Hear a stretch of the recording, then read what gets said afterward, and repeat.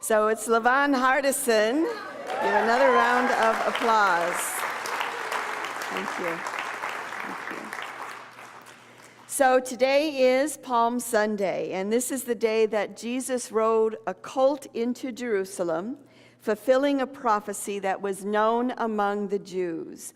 And when he did this, he put into motion the events that would unfold and change everything. And obviously it's called Palm Sunday, as Aaron pointed out, because the crowds were holding up palms of victory as Jesus was making his way into Jerusalem. It was a day of great celebration. It was a day of great victory. It was a day of a great outer success. It was like, whoa, here's the culmination of Jesus's ministry, and he's come to free us from the Romans, and he's come to save us, and all these wonderful things. And I want to share with you the scripture from the book of Luke and from the book of Matthew.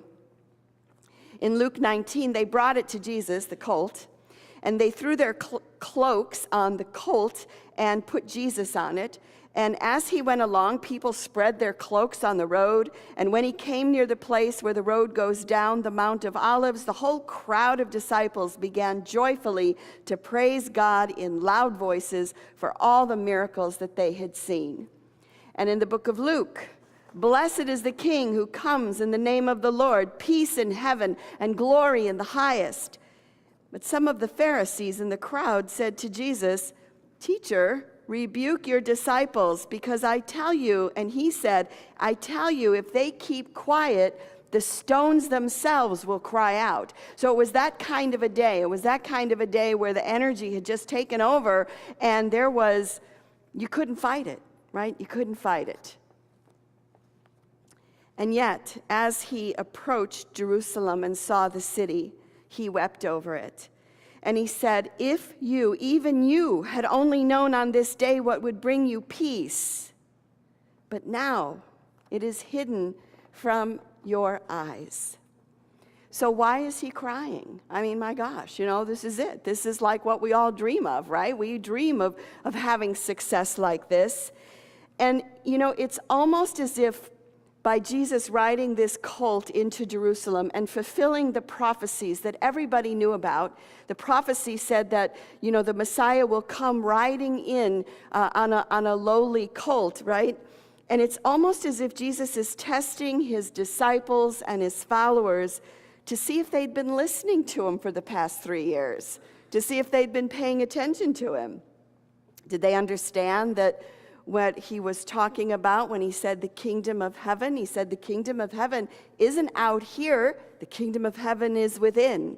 He said, you are the sons and the daughters of Most High, and these things that I do, you can do, and even more. Love your enemy as yourself. So he's putting his life on the line to prove these teachings. And maybe he thought when he rode the colt into Jerusalem, they would say, he's fulfilling the prophecy, only it's not the traditional one of the Messiah coming to save us and defeat the Romans, but one about an inner kingdom. We get it, but they didn't say that. They didn't get it. They didn't see what was happening. They were celebrating the fact that they were taking over. So Jesus is forging a new path on this day. And he could have followed the path that was laid out in front of him and taken control. It would have been easy. And it was already right there. I mean, the crowds were all for it. Everybody was clearing the way for him. But Joseph Campbell said, if the path before you is clear, you're probably on somebody else's. I mean, really, when you think about for him not to follow this path, it's almost rude, right? I mean, these people are like, yay, we're here. Jesus is here.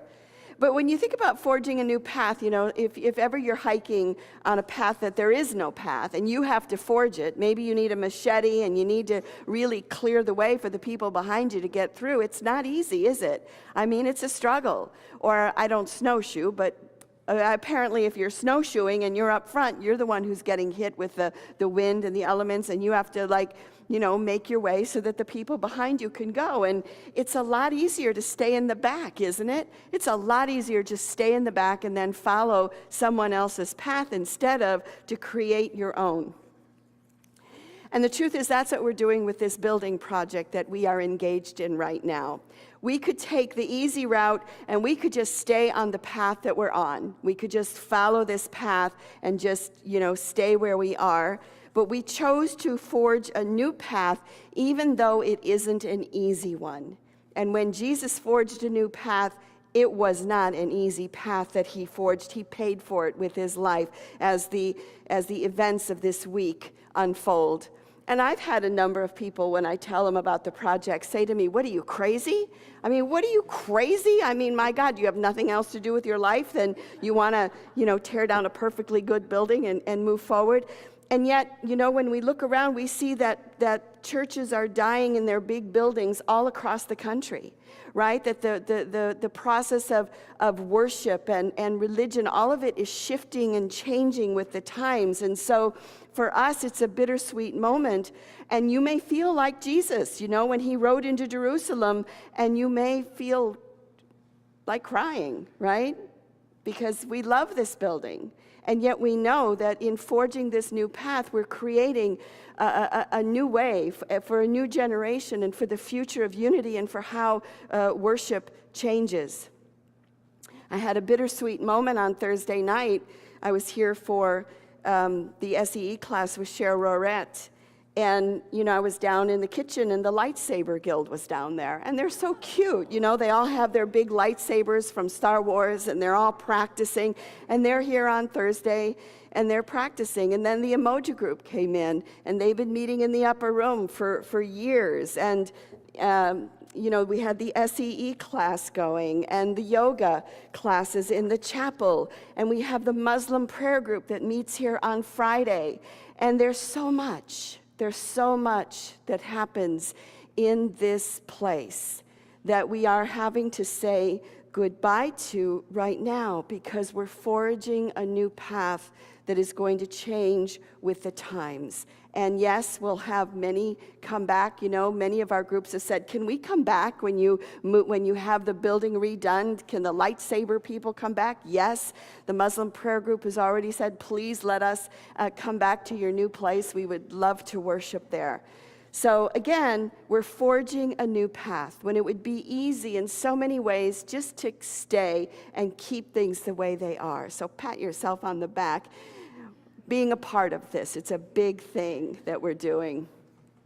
And I want to look at the story metaphysically for a moment, because the crowds always represent our thoughts, right? And the crowds are obviously waving their palms, and they're celebrating and they're cheering. And so I think that this story really illustrates outer success and those moments in our lives when we've made it, right? You've made the pinnacle of success. Everything is wonderful. And yet in this story, the Christ within weeps. Now, why is that? Because there is something inside of us that knows that maybe there's another path. Have you ever had everything in your life from the outside looking in? It looked like everything was perfect. You just had everything perfect, but inside you were like, "Yeah, not so much." And it's because our soul sometimes is calling us to a different place, but you're like, but hey, everything looks so great. Why would I want to change any of this?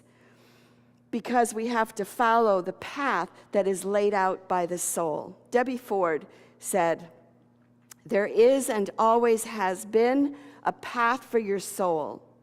And if you follow that path, it will lead you to the inner utopia," hear this, inner utopia that your soul longs to experience in this lifetime. So our task, our call is to always follow that soul, to always follow that inner voice, even sometimes if it means walking away from something that is like, hooray, check this out, it's wonderful. So I watched a documentary recently about the Hollies, the singing group. Does anybody remember the Hollies? Yeah, okay, not that many hands are going up, huh? Well, they were a pop group in the early mid-60s, and their songs were very happy and poppy, and they went to the top 10, and they had a number of hits. They were very popular. Bus Stop was one of them, Stop All the Dancing. And, they were having this incredible outer success. And after about 6 years, one of the members of the band, Graham Nash, wasn't happy anymore because they kept kind of doing the same music over and over again, even though they were different and new songs. It was kind of getting to be the same. And so he started to follow his own path, even though he was with the group, because one of the guys in the group he'd known since he was 6 years old. That's how close they were. And so he started writing different songs that weren't really the genre of what they were doing. And the band is like, all right, we'll go along with it. So they recorded some new songs. And although they were critically acclaimed as a success, they bombed. They went nowhere they went to number 30 on the charts, but they had been used to getting one hit after another, and all of a sudden, it started to crash. And Graham Nash knew that his soul was calling him to do something else and to not be with this group anymore, but he didn't know how to end it. And he said that he went to California, and he goes to the house of David Crosby and Stephen Stills. And he said the two of them are sitting on the couch singing, and he sat down and he sang with them, and he said it took 2 minutes for this new band to Crosby, Stills, and Nash, and then later Young. And he said it was just magical, the sound that was coming from them. And then he had to go back to England and go back to the Hollies, who thought he was like, what are you doing? And so he left. He left and obviously joined the new band. And it was a painful experience, but it led to some amazing music because he followed his heart, he followed his soul. And what's interesting is once the rest of the group sort of got over the shock of, what do you mean you're leaving us? I mean, how could you leave us? How could you do this? They ended up following a different path themselves and came out with songs that were nothing like they had done before, like Long Cool Woman in a Red Dress. I mean, that wasn't like them. Or He Ain't Heavy, He's My Brother. I mean, that's a classic song that came out of them once he left. And The Air That I Breathe is another one. But it wasn't an easy choice, right? He could have easily stayed on the path that was in front of him. He could have stayed on that path, and the band probably would have stagnated and died eventually because they would have been bored with themselves. So rather than do that, he faced the pain, and sometimes we have to do that. We have to face the pain that is in front of us. We have to face the pain of leaving this building. Jesus had to face the pain of, okay, I'm willing to give up my life here so that this message that I'm trying to convey can get across. So as easy as it might be to follow the path that someone else has already taken, when we follow our own path, new ideas, new inventions, new creativity, new songs come from forging our own path. This is the path of discovery. This is the path of utopia. This is the path of awakening. So how many of you saw the photo of the black hole that was recently discovered or taken or whatever? It looks like an eyeball, doesn't it? It looks like an eyeball just sort of looking. So if those of you haven't seen it, Google black hole. And so what's interesting is that a woman named Katie Borman has almost become the face of this project. And the truth is, it isn't the face of one person who did this. So there was an article in the New York Times by Sarah Mervich. And she said, as Dr. Bowman herself was quick to point out, she was by no means solely responsible for the discovery, which was a result of a worldwide collaboration among scientists who worked together to create the image from a network of radio antennas. I can't even imagine. That's beyond my pay grade. I don't get it. But the project led by Shep Dolman, an astronomer at the Harvard Smithsonian Center for Astrophysics, was the work of more than 200 researchers, and about 40 of them were women, according to Harvard's Black Hole Initiative. Black Hole Initiative, that's an interesting name, isn't it? Well, the Black Hole Initiative. So it's a group effort. So these more than 200 researchers forged a new path. Yeah, they thought, how are we going to capture this image? And they had to all of them forged a new path. But what's cool is their paths came together. And I think this is a shift that we're seeing in consciousness and in humanity. And it's no longer just one person, right? It's all of us together, forging together to discover these new solutions and these new amazing sights that one person can't do it themselves. So it's another step forward on that path. So as we begin to wrap up and our ushers come back, what I'd like you to reflect on is, where are you right now? Imagine that you are on your life path and you've been walking this life path, and maybe the one that you've been in for a long time. Maybe you've just stepped onto a new path. But I'd like you to turn your attention within for a moment.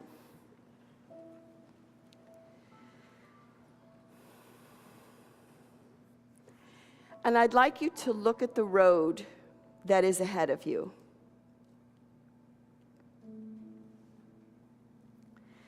Where are you on your individual path? Are you forging ahead? Are you out in the front? Are you in the back? Following a path that was laid out for you. There's no right or wrong here. It's just where we happen to be.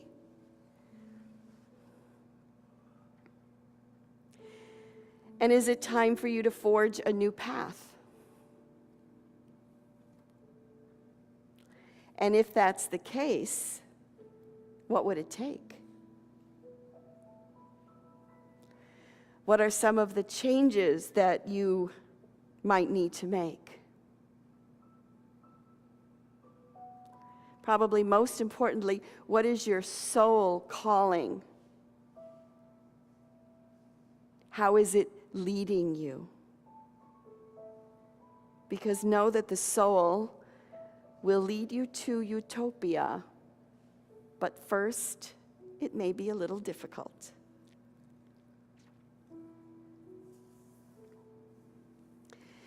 While standing at a crossroads in life, the urge is to take the most comfortable path, the road with least resistance, the shortest or most traveled route. For each is individual, unique, and personal.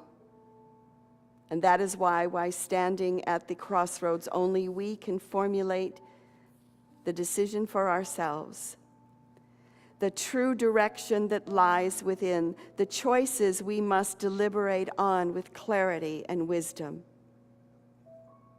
For it is only through personal reflection that we now choose our destiny, our next adventure, and the future we will embrace. And so we follow Jesus in this path by not taking the easy road, but by forging a new road to awakening. And it is for this awareness, and in the name and through the power of the living Spirit of truth, that we do say thank you and amen.